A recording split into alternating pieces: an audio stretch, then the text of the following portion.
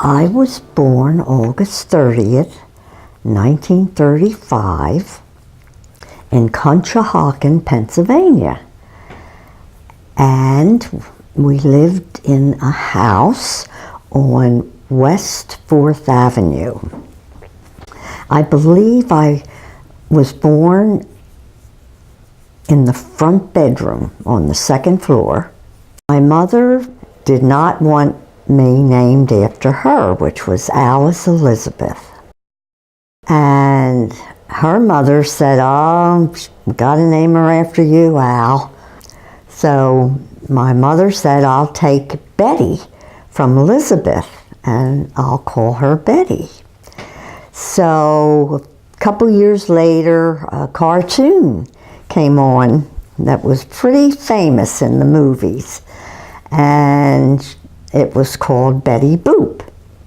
And it wasn't long before I was answering to Betty Boop, and when I grew older, they shortened it and just called me, "Hey Booper." And it was very hard when I would go shopping at the King of Prussia Mall at Gimbel's and be going up the escalator and hear an uncle holler, "Hey Booper, what are you doing here?" I just kept walking. I didn't want anybody to know who I was. The first house that I remember was on Harry Street. I think it was 75 Harry Street that we lived. And we were evicted from that house because a lot of times my father was out of work, so we didn't even have the rent to pay her. So she wanted us out of there, but my dad had found a rental up on East 10th Avenue. So we had a lot of fun, just the family. But then, you know, the older we got, the more we traveled. A block here, a block there, and made friends. And the next thing you know, everybody was coming to our house because my mother was very generous. And even in school, we would bring kids home from school to play. So. Your place was the hangout place. Oh, let's go to Smith's. They'll have food. So when your dad did work, what did he do? He worked on big turbines. They were as big as houses at Westinghouse. I'm sure he had other jobs before that was his final job. Down in country, there were a lot of factories and all, Allen Wood Steel. And, but he was happy at Westinghouse, but it was a long drive. And his hours were 4 to 12. But he would have to leave at 2 in the afternoon because it was quite a distance. So we didn't see Pop much till the weekend. So Uncle Beanie, sometimes he would work for the funeral home. So this one time, the undertaker said, "Beanie, want to give me a hand? Some of my boys aren't here, and I've got to go pick up, someone died over in West Country." So, and he said, "I'll give you $20, and that was a lot of money then. So Beanie went with him, and it was one of these tall, narrow homes that had spiral staircases. So Uncle Beanie and the undertaker go up, and the undertaker says, "This is going to be rough." He said, "We've got to carry him down." So the undertaker says, "I'll go first because I'm used to it." And he said, "You come behind me carrying him under the shoulders very slowly." So they started down the spiral steps, and Mr. Moore dropped the legs. And when he did, my uncle still had the dead man under his arms, but he farted so loud. The dead man? The dead man left a terrible fart. And Beanie let him go, and he rolled down the steps and knocked the undertaker over. And the undertaker stood up and said, "Why the hell did you do that, Beanie?"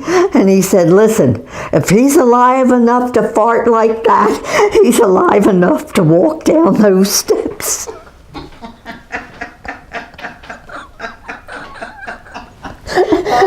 And that's a true story. It really is. Oh, that's a classic. There was a time that the school had X-rays, and that was hundreds of kids had chest X-rays, and mine came back with a spot on the lungs, meaning tuberculosis. So it was a big thing then because people died easily from that. And I had 4 young brothers and a couple uncles living there. So it was decided that my mother's sister, Marie Mall, and her husband Joe lived in Roxborough. And they had no children. My aunt could not have children. Of course, I was very spoiled because I was the only child at that point. So it worked out fine. It worked out fine. In high school, I met my husband-to-be. He was from Cunnytown, they called it, near Allen Wood Steel Plant. And in 10th grade, I was in 11th. I liked younger men. Should I leave that in there? And so we started dating, and dating, and he went into the Marines, and he went to Parris Island, and from there he was sent to Marine Corps camp in Edenton, North Carolina. Then he would hitchhike from North Carolina to Conshohocken, Wow. maybe once a month. So, To come and see you. and there were then 13 of us living in the house. So do you remember when he asked you to marry him, or? I think I sent a letter to him and had included a lot of newspaper ads with rings, diamond rings in it. I seriously did that. Very subtle. I tried to be, but you know, it worked. It worked. And now we're married 62 years, so I guess it was okay.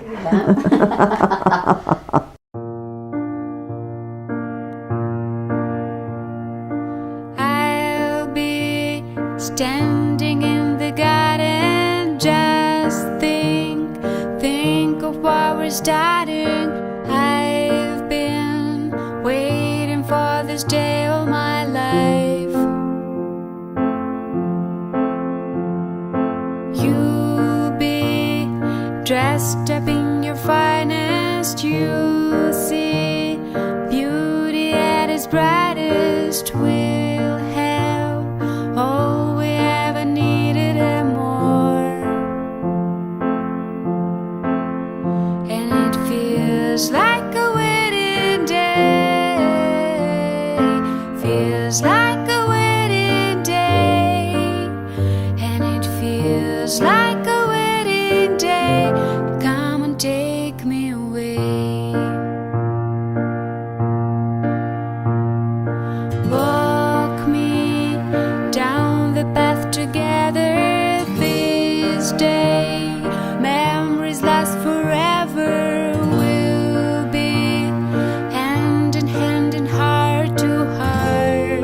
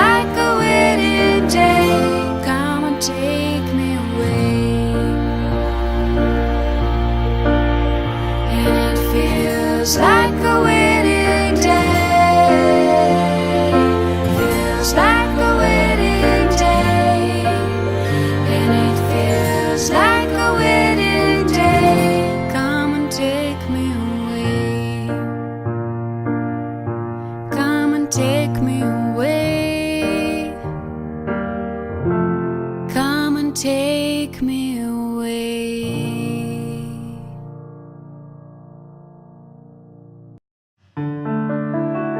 I have 2 grandchildren, Matthew, Aaron Wilson, his name is, and Christopher John Wilson. And they're quite grown, doing well in the world with jobs and what have you, and just the best grandchildren in the world. So, Did you have fun with them when they were growing up? Oh, Did you my- spend a lot of time together? yes, because their mother, my daughter Donna, worked very hard, and I babysat a lot. Once in a while, Donna and her husband would be able to go out for dinner or something, and we would watch the kids, so like it was such a chore. We lived in this house, and I would have them sometimes for a couple days, and we had a big wading pool, and Bernie would fill it with water, and then I'd be the lifeguard and sit on the side porch. And one time I came in to get them juice or something, and all I could hear was Matthew saying, "Mom, I'm snagged. Mom, I'm snagged." He had taken off his bathing suit. And I got out there and I said, "Put your bathing suit back on or you're out of the water." Rock and roll. Matthew and Chris, you've been a pleasure to have in my life. I'm going to cry. Me too. And I hope I'm around for a long time. You will be. If we have anything to do with it. What's your story? What's your plan? Where you going to? Where do you stand? In this moment, take a chance. Feel the light shine down. Live your life out loud. You can dance.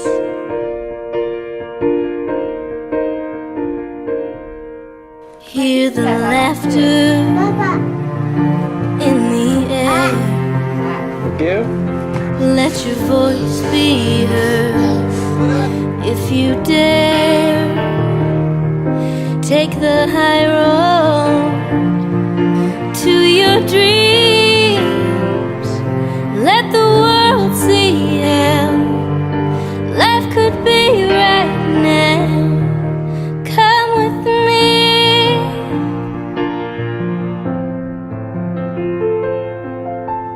One step towards the edge.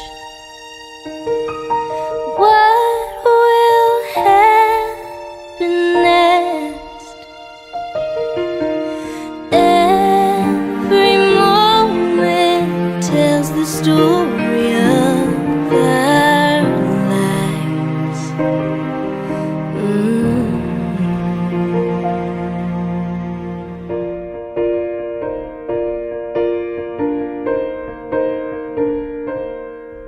What would happen if we tried? Could we spread our wings and learn to fly?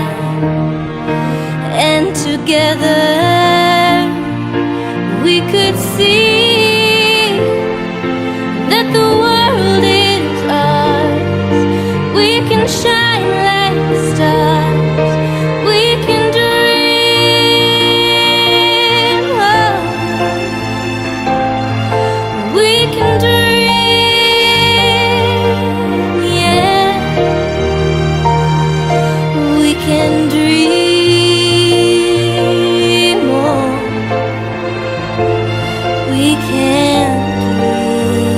had a very good life, and I hope I have a lot more of it.